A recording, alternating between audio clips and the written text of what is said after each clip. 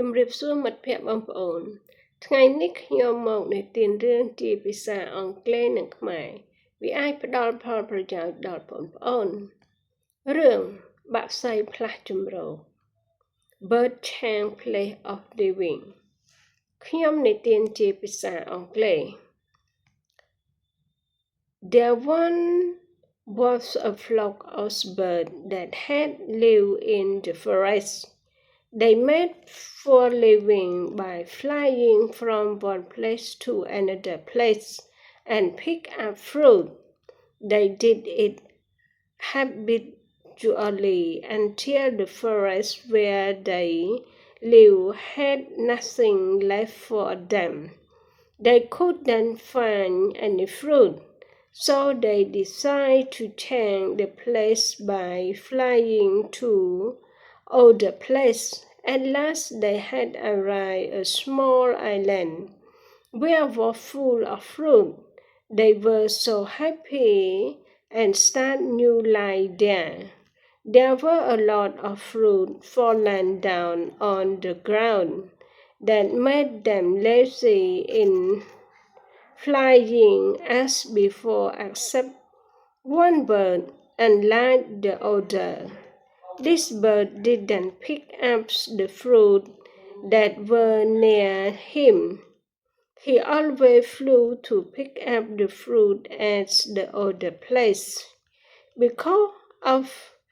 laziness, the flock of birds could not fly as before. They could only jump and walk on the ground.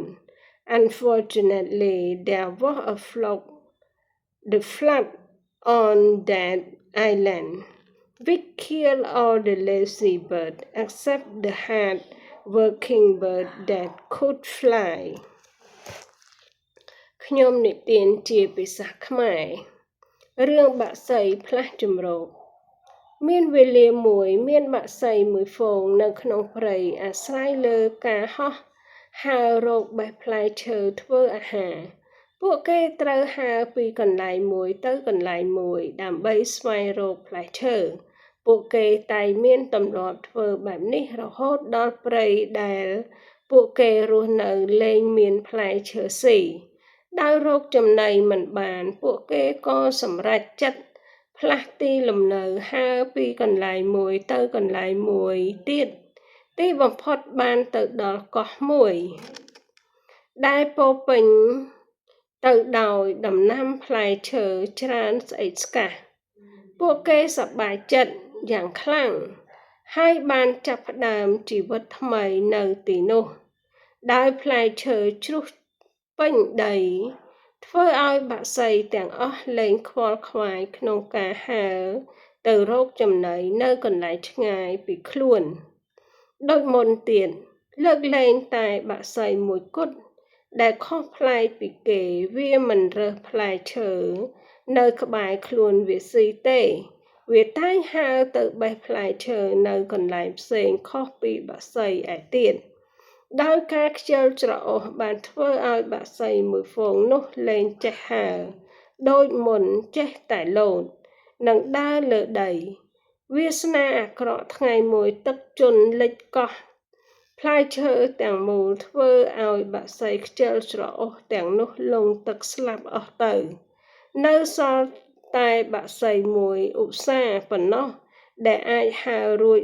រស់រានមានជីវិតគំនិតអប់រំលទ្ធផលនៃការអភិវឌ្ឍ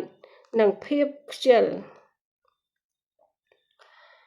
មិនត្រូវសប្បាយភ្លេចខ្លួនចំពោះអ្វីដែលមានហើយទេព្រោះវានឹងអស់ទៅប្រសិនបើយើងមិនរកថែម Don't be happy carelessly with what we have. If you don't find more, you won't have something left someday. អ្វីក៏មានការប្រែប្រួលដែរត្រូវត្រៀមខ្លួនឲ្យហើយដើម្បីដើរទាន់ការប្រែប្រួល Everything on the world keep moving so that we need to be flexible ត្រូវអភិវឌ្ឍខ្លួនជានិច្ចកុំចាំដល់ពេលត្រូវការសមត្ថភាព Keep improving yourself continually. Don't wait until you need it. អរគុណបងប្អូនអរគុណមិត្តភ័ក្តិបងប្អូនសូមជួយ subscribe ក្នុង channel YouTube ខ្ញុំមួយផងទុកជាការលើកទឹកចិត្តដល់ខ្ញុំក្នុងការផលិតវីដេអូជូនចំពោះមិត្តភ័ក្តិបងប្អូនរាល់អត្ថបទលើកទឹកចិត្តនិងរឿងនិទានខ្ញុំដាក់នៅក្នុង channel YouTube ទាំងអស់សូមអរគុណ